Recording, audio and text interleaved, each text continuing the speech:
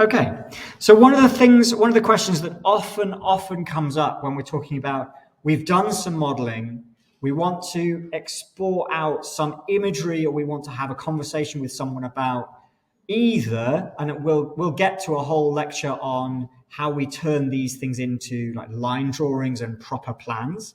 But often it's about an experiential question. It's about saying, how are we going to really convince someone we know what it's like in our scene, in our building? I'm just playing around here, maybe adding in this kind of, I don't know, some kind of awning that has a particularly interesting shape, and maybe these 2 points need to come up. And it might be interesting to loft this curve from here, to here, to here, to here. There we go. That might be quite interesting. And this is kind of like going to be maybe some rainwater falling off here. And then similarly, I could punch some holes in this.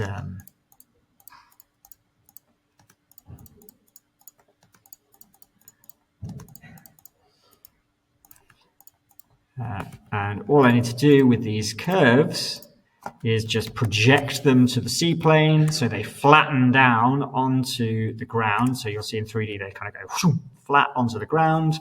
And then I just need to trim this object here. Whoop. Oh, no, wrong way around. Switch that to ghosted mode so I can actually, there we go. There we are. So I've cut some, it'd be nicer if I could cut more holes. There we go. I mean, who knows? I'm trying to move from, a duck sitting in for some reason in the middle of nowhere into something that has a little bit of, spatial interest. There we go. Oh, it's going to be fun. Kind of like look at these wonderful kind of ability to play with the way light's going to come into this building, and I can sort of say, oh, actually, this is quite an interesting thing here, and maybe I just want to take this lady sitting here and just mirror her so that she's actually sitting in. There we are. On the other side. And I can get rid of the original one. Here we go. Maybe this is like quite an interesting little moment in my building. Maybe this is potentially like an entrance hall or something. I don't know. I'm trying to sort of think about this from a point of view of an architectural design process. But quite quickly, you are going to come up against the limitations of the built-in rendering engine. Offset surface. I'm just going to give this some distance, maybe 50. There we go. Yeah, cool. Some limitations of the built-in Rhino rendering engine.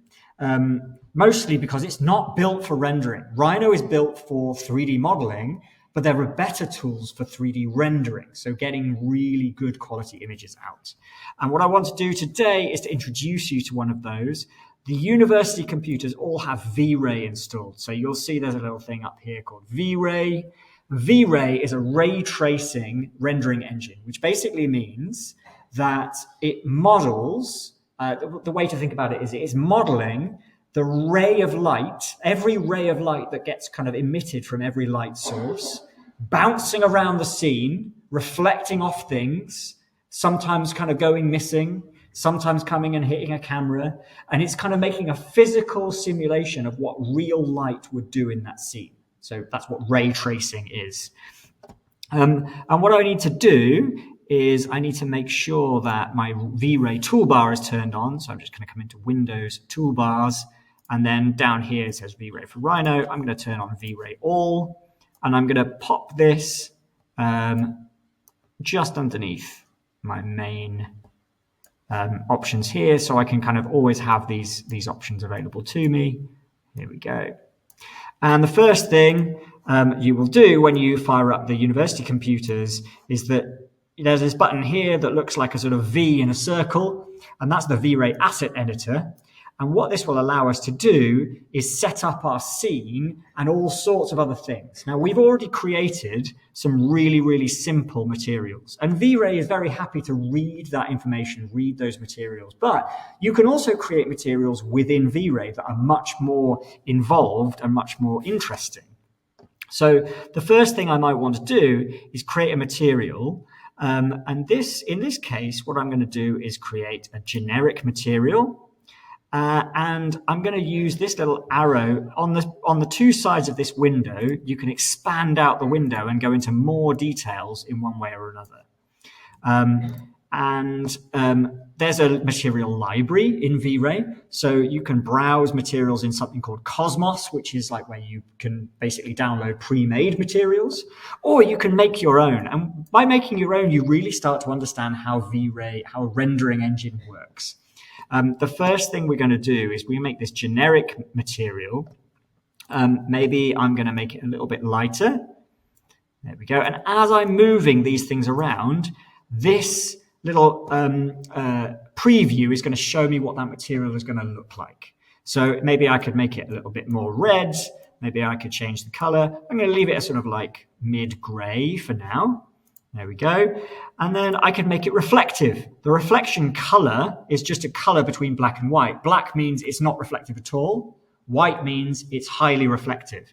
So if I drag this up, we'll start to see that my material gets shiny, just the same as we were playing with in Rhino. Except this has got way more options. So I can make this shiny and reflective. I can make the glossiness go down. If I bring the glossiness down, it's exactly the same as changing that clarity slider that we had in Rhino. Now, what you're kind of starting to understand here is that rendering engines are kind of all the same. They give you control over things like lighting and materials and how cameras are set up in your scene.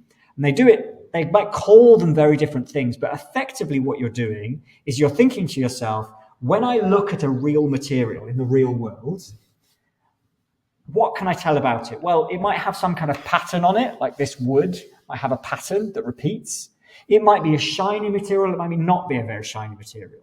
It might be a reflective material, it might not be a reflective material. When it reflects light, it might reflect light in a very diffuse way, or it might be very, very directional, like a mirror. And effectively, we can start playing with a lot of those things. Those are the two main ones that we've played with in Rhino, but there are more. We can make this a refractive material. Refraction just means like glass. So light doesn't just reflect off it, but it goes through it. So if I wanted to make a glass material, I could bring my refraction color up. And as I do that, I don't know if you can see, but now suddenly my material is becoming transparent or less opaque. I can see through it. However, what's really important here is it's not the same as opacity. Opacity just makes it kind of disappear to nothing. But refraction does something really interesting here, which is, I wonder if I can make this a little bit bigger. Can I? Yeah, here we go. Do you see how the V is now sort of offset in this little thing here? The V comes through and then it kind of like shifts. And that's exactly the same as when you're looking at something through glass, you see the refractive index of that thing shift. Or if you put a straw in a glass of water, you'll see this kind of break in the continuity, because that's how physical materials actually behave.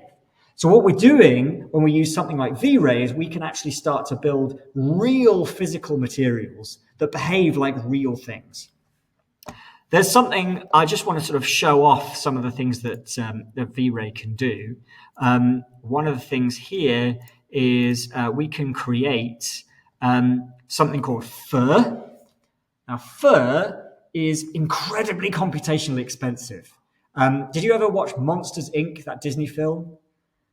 Yeah? You remember that? Where they're like, there's monsters and they have to scare little children to provide power for their city. The reason Disney Pixar made Monsters, Inc., and there's the big scary monster that's like purple and blue. I've forgotten what's his name. Anyone remember his name? Sully. Yes. Oh, well done. Sully. Big Sully. He's covered in fur. And when they made that film, they were basically like showing off to the world that they could run simulations of fur as the fur gets blown in the wind and moved around, and as he walks the fur kind of like moves really realistically. It's incredibly difficult to do. You have it at your fingertips right here. So I'm going to make a geometry called a fur geometry, and what I'm going to do is where's it gone? Here we go. Actually, I'm going to get rid of it from here. I don't need to make it here. I'm going to make it in my model. Here we go. So you can kind of start to understand how these two things have something to do with each other. Yeah, there it is. I'm going to make a fur object, and it says select objects to have hairs generated on them. And I'm going to select this ground plane here. So everything on the ground is now going to start growing hair. Now, you won't see the hair just yet because it won't be in the Rhino viewport. But now I'm going to press enter, and now you'll see there's a fur object here, and I'm going to set the length of this fur. Actually, I'm going to use this not to make fur, but to make grass, because grass is kind of like fur. It's just like a bit more sticky-uppy, and it's made of a slightly different material. So the length here, maybe I'll make that something like, what do you reckon? I mean, we can make it really long, like 100 or something, maybe 150. And the thickness is I'm going to make it a little bit thicker. Maybe it's going to be 3 millimeters thick. Am I going to be able to resize this? No, clearly not. And I can adjust how it bends. Maybe I don't want it to bend quite as much. So basically, as it kind of comes out of the ground, I don't want it to kind of like bend all the way around. Global scale. And then I want maybe a variance in it. Maybe I want some bits to be really long and some bits to be really short. So I can turn up the length variance and the thickness variance. And that makes it much more random. And so now I've added this fur to this material.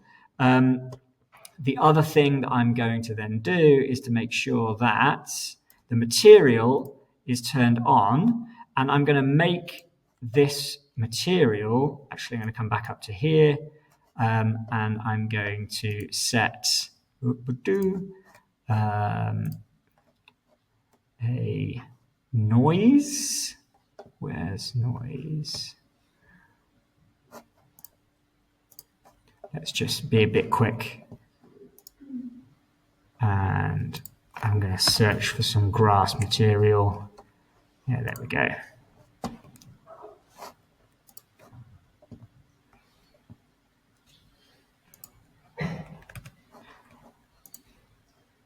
There it is. I'm going to import that. Here we go. So I've got this kind of grass-like material. Now, what I could do is just apply that grass material to this. And all it's going to do is put a picture of some grass on that object. But that's not the same as actually having pieces of grass growing out of the thing. So I'm going to undo that. And this fur object, I want to add the grass material to it. And now let's just give it a go. Let's see what we can do. I'm going to leave all the settings at their usual. I'm going to make sure I save my file because V-Ray does have a habit of sometimes crashing things. And then when you want to render something, you press, and every rendering engine is exactly the same. The render button is always a teapot. Does anyone know why? Yeah? It's a Utah teapot. Yeah, well, why is that so important to the rendering people? Do you know?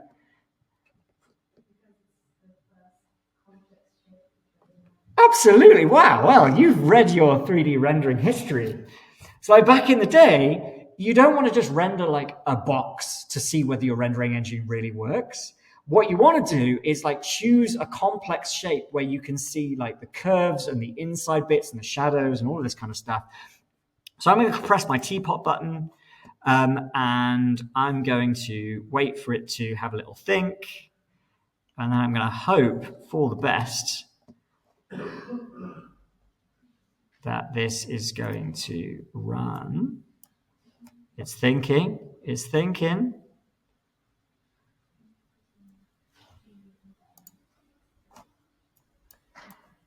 Oh.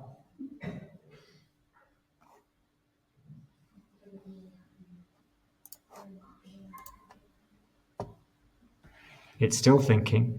It's probably thinking quite hard because I've told it to render like billions and billions of bits of hair, which I probably should, having thought about it, turned down a little bit. But I want to try and do something that would be impossible to do in the Rhino renderer. That's basically what I'm trying to show. Oh, it's not liking it, is it?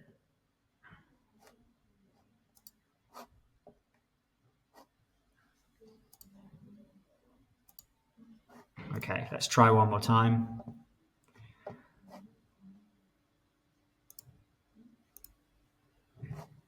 Luckily, I saved the file, so we can bring it back.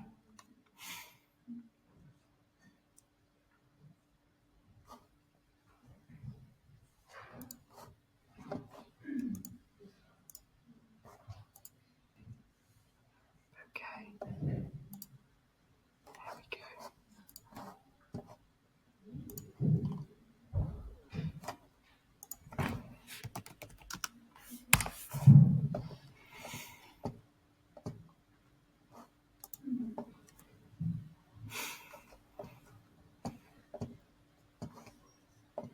Here we are, we're back. Yeah, so I think the first thing I'm going to do is I'm just going to turn my fur object off. So I'm not going to worry too much about that. And I'm going to make sure that the grass material is assigned to here. Do you see what I just did? All I needed to do in V-Ray was just drag and drop a material onto here. And if I want to maybe add some different materials, like maybe I want some kind of fabric. We go for this fabric. I quite like the green one. And I can drag and drop this onto this roof. There we go. Now, the scale of that is slightly wrong. And there'll be another lecture all about texture mapping. But all I'm going to do here is just kind of fix this initially with...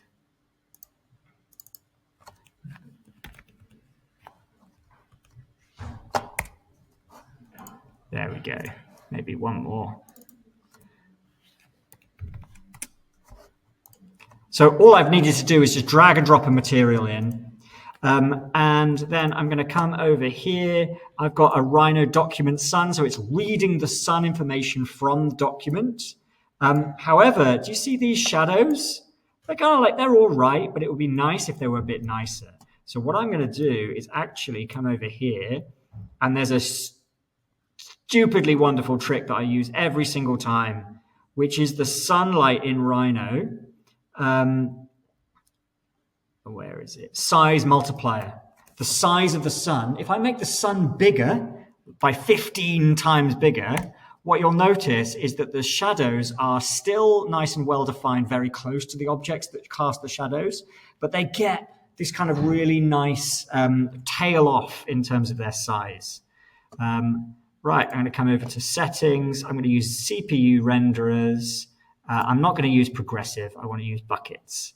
And let's just try this. Almost certainly it's going to be the wrong exposure, but let's just see what happens. Yeah, look at that. We're on the way. Good. So I can see the material that's now got applied to my kind of weird green fabric roof. I can see reflections on the duck. You notice the whole thing is taking a lot longer. It's using a lot more computing power. The whole thing is kind of taking a huge amount more time, but that's because every single ray of light is now being calculated. Rather than just kind of Rhino guessing, we're getting a real understanding of what's going on. Now, already you can see everything is like too blown out. If you're a photographer in the room, you're probably shouting, saying, this is just too bright. It's too much going on. There's too much light entering this camera. And so what we can do is we can adjust that with the exposure value. I'm going to bring that up to something like 13, and that's going to make things a little bit more reasonable. Yeah, there we go.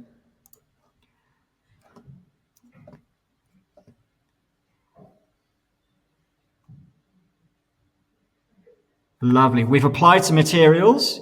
We've got now a much nicer set of lights. You see the sunlight, the shadows being cast by this duck. The shadows in here, I'll just zoom in. The shadow around the bottom of the duck, it feels really realistic because what you've got is the shadows just where the duck hits the ground are really defined. But then as you come and zoom out, over here, they kind of start to become a little bit more like soft. And that's what real shadows look like. I'm starting to actually believe I might be in a scene here. Now, obviously, it's taken me longer to sort this out. It's taken me longer to actually get this to work. But the quality of the lighting here and the quality of the materials and the image that I've got produced is like a whole other world. I've kind of taken a real step up in realism, right? I can kind of believe I'm inhabiting this world. And we can keep playing, obviously. But the thing that someone asked in the break that I thought was a really nice way of finishing was to then say, well, what if there isn't just a sunlight? Maybe there's some light that actually has some shape to it. Maybe there's a particular piece of geometry, like this person here, which would be really interesting. I'm just going to save this view so I can come back to it. Named views and press plus. I'm going to save this view so I can always come back. And what if this person here, what if instead of a person, what if I wanted him to be a light source? So maybe I've like taken a person and I've modeled him as like a light. And he's kind of hanging from the ceiling. What I want to do is I want to come over here and I want to say, listen, this sun, I just want to turn you down a little bit. So let's take that down to 0.7. So the whole thing's just a little bit less. But then what I want to do is I want to create a mesh light. So V-Ray allows you to turn any object into a light. So I'm going to say convert to mesh light, select a mesh surface or polysurface object, select this person here, press enter, and now I have this mesh light. And you'll see that this light is going to, hopefully, I might just turn him up a little bit, see what happens. Should we give this a go? Yeah, there we go. So now this guy is being used as a light, which Rhino can't do, by the way. And you'll see also that the light that he's producing, let's do one more cool thing. This light, let's not make it white. Let's make it like a purple. There we go. So the purple light there we go. So all the light that this guy is producing is now going to be purple. And I might just need to stop him and start him again. Go over here. Here we go. And now you can see that the light onto the ceiling and on some of the walls here, and you can see a little bit of a kind of a purple tinge to these people down here.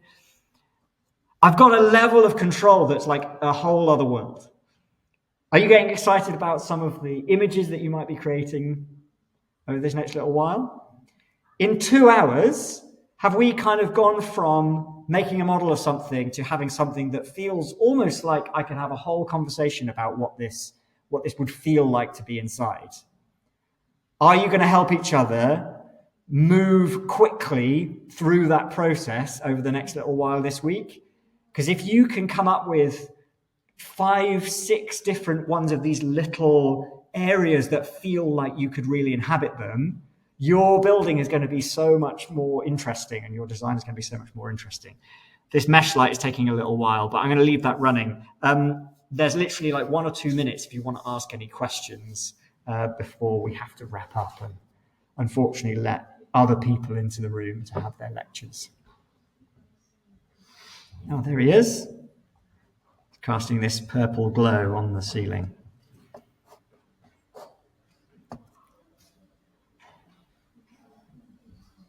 Any questions? Cool. Happy modeling. Enjoy this week. Tell all your friends what fun you missed. And I will see you not next week, I'm away, but the week after. Have a good one.